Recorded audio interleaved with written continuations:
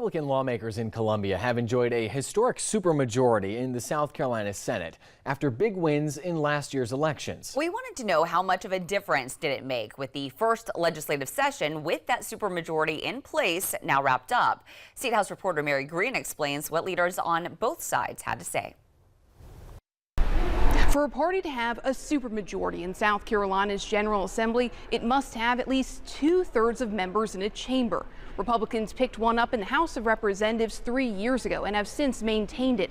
And this was the first year for GOP members in the Senate to work under a supermajority as well. A supermajority meant Republicans could block Democrats' filibusters in the Senate, a tactic they didn't use until the final day of the session as Democrats tried to run out the clock. Motion is to waive the 2-hour time limit. Overall, the session was marked by major legislative priorities earning bipartisan support, with the private school voucher bill really the only priority reaching the governor's desk almost entirely along party lines. Democrats say the new dynamic shifted their strategy a bit, including making sure they had members represented in committee meetings. Sometimes we only had 1 or 2 members on a committee, so we had a little bit of scheduling issues just to make sure that we had people where we were supposed to be. While the Republican leader says more members meant more personalities and styles to manage. The Senate now has 34 Republicans compared to the 12 Democrats. I don't know that the supermajority number really has an impact. I mean, that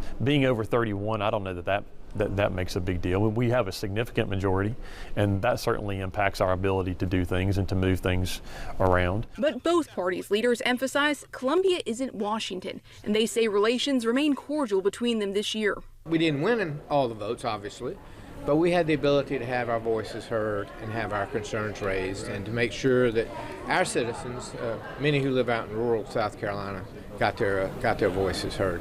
Both leaders say the bigger change to dynamics this session was the addition of 13 new members following last November's election. It's the largest freshman class in the Senate in recent history. It's changed the personality of the body, and you see that after every election cycle, frankly. This whole session, I believe, was a learning curve for a lot of people. These supermajorities also mean Republicans can overcome gubernatorial vetoes in both chambers without needing Democrats' support.